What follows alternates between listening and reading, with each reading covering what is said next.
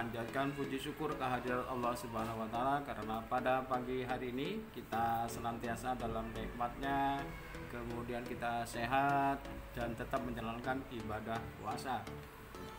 Anak-anakku sekalian yang belajar di rumah pagi ini, di sekolah teman-teman kalian sudah belajar menyimak dan membaca tentang pembelajaran 1 subtema 1 tema 9. Ini merupakan tema kelanjutan dari tema 8 yang sudah selesai. Nah, kalian perhatikan di rumah ya. Topik kali ini kita akan menyampaikan tentang iklan dan zat tunggal maupun zat campuran. Perhatikan coba kalian gambar yang tertera pada buku kalian atau pada layar presentasi. Nah, harapannya untuk belajar pagi ini kalian semuanya bisa memahami tentang iklan ya. Jadi tujuan kita belajar hari ini, pertama kita semua memahami tentang apa itu iklan. Kemudian yang kedua, memahami dan bisa menjelaskan tentang apa itu zat tunggal dan zat campuran. Oleh karena itu, mohon dukungan Bapak Ibu di rumah untuk bisa memfasilitasi putra-putrinya belajar, terutama dalam menggunakan gawai, HP maupun laptop di rumah. Nah, coba perhatikan di layar presentasi atau di buku kalian. Di situ ada mesin cuci mereknya Resi ya, mereknya Resi. Gambar di atas itu adalah iklan ya di media cetak yang menawarkan produk mesin cuci mereknya Resi. Dalam iklan dijelaskan bahwa produk itu mesin cuci dengan kapasitas program yang bagus ya. Artinya iklan itu menawarkan program-program atau kapasitas dari iklan itu yang berupa mesin cuci Resi yang baik. Kemudian anak-anakku di rumah yang berbahagia,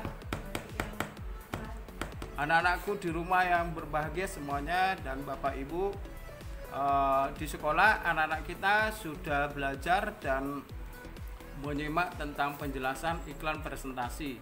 Kemudian anak-anak di rumah kami harap juga pembelajaran yang sama di tema 9 subtema 1 PB1 ini. Nah, Pak Ali jelaskan, lanjutkan ya. Jadi tujuan pembelajaran kita sudah kita sampaikan. Nah, iklan ternyata adalah cara yang digunakan untuk menawarkan atau mempromosikan suatu barang dan jasa. Iklan biasanya ada di media cetak. Kebetulan pada layar presentasi contoh iklan itu di media cetak ya, di majalah, di koran. Tetapi iklan juga sering kita jumpai di mana anak-anak? Di televisi, betul. Kemudian di radio. Malah kalau di televisi tidak hanya suaranya, kita lihat gambarnya. Itulah yang disebut dengan media audio visual. Nah, kalian telah menyimak ya tentang gambar yang Pak Ali presentasikan. Coba dari penjelasan-penjelasan yang Pak Ali sampaikan, kamu sedikit tulislah apa yang dimaksud dengan iklan itu. Jadi kalau menyimak dan membaca di buku PB1 itu sudah tertera tentang apa sebenarnya iklan itu. Nah, dalam mesin cuci di atas ada kata kapasitas dan program. Tentu itu adalah kata-kata baru yang kamu jumpai ya, baik kapasitas maupun program. Coba kalian bertanya kepada Bapak Ibu di rumah atau membuka kamus online boleh. Apa sih arti kapasitas dan program? Nah, silakan cari pengetahuan dengan menemukan sendiri atau bertanya kepada orang tua, kakak kalian di rumah tentang arti kata-kata yang baru buat kita ya, buat kalian. Nah, di atas terdapat kata-kata asing itu. Selain program dan kapasitas, barangkali kamu menemukan kata-kata yang baru. Coba ditulis kata-kata yang baru. Jika nanti giliran kamu PTM terbatas, maka kita akan bahas kata-kata baru itu yang kamu temukan artinya apa ya. Nah, kemudian dalam video ini, dalam presentasi ditayangkan juga tentang penggunaan mesin cuci. Yang berperan di sana adalah Lani dan ibunya ya, menggunakan deterjen. Ternyata keluarga Lani itu telah membeli mesin cuci baru sesuai dengan keinginan. Nah, ternyata Lani membantu ibunya menyuci.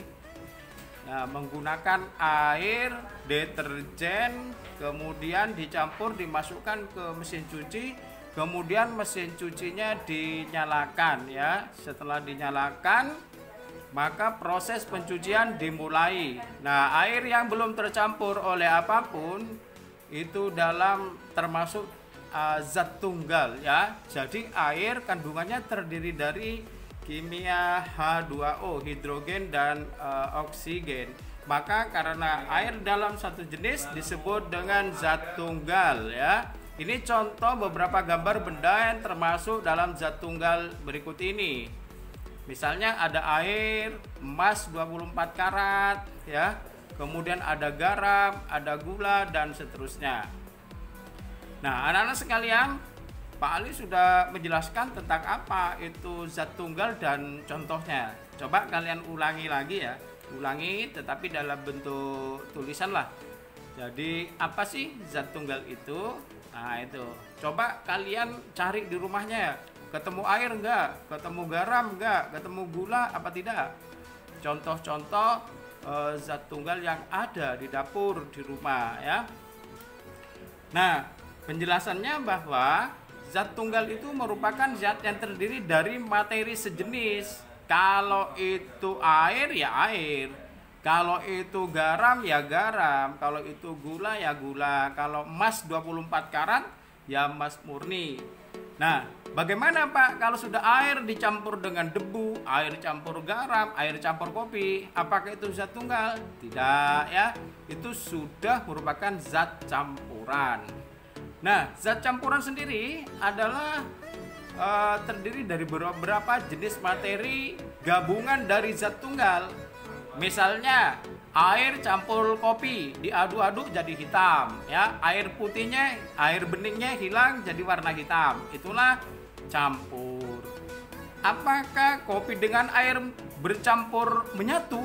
Iya Pak. Nah, kalau menyatu, air dengan kopi, air dengan garam, air dengan sirup, air dengan apapun yang bisa menyatu, itulah campuran yang sama, disebut homogen ya. Nah itu. Kemudian yang kedua, campuran heterogen adalah campuran yang penyusunnya tidak tercampur sempurna ya. Kalau dengan kopi masih ada kopi bubuknya, air dengan tepung masih ada tepungnya, air dengan pasir masih ada pasirnya, ada endapannya, maka itu disebut dengan campuran heterogen atau campuran yang tidak tercampur sempurna. Nah itu ya. Jadi saya kira, Pak Ali kira demikian kegiatan pembelajaran kita hari ini. Pak Ali akan kembali lagi ke kelas untuk melanjutkan materi tentang zat tunggal dan zat campuran ini juga. Mohon bantuan dan dukungan Bapak Ibu di rumah untuk bisa mendampingi putra-putrinya dan memfasilitasi untuk belajar dari ini. Terima kasih, demikian dahulu, tidak ada tugas ya.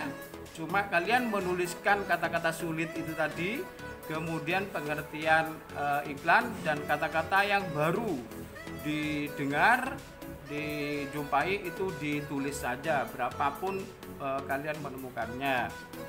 Saya kira demikian dari Pak Ali. Pak Ali kembali ke kelas bersama teman-teman kamu yang telah membaca selama 15 menit. Terima kasih sekali lagi, selamat belajar, semoga sehat selalu, selamat berpuasa. Dan Pak Ali akhiri, Assalamualaikum warahmatullahi wabarakatuh.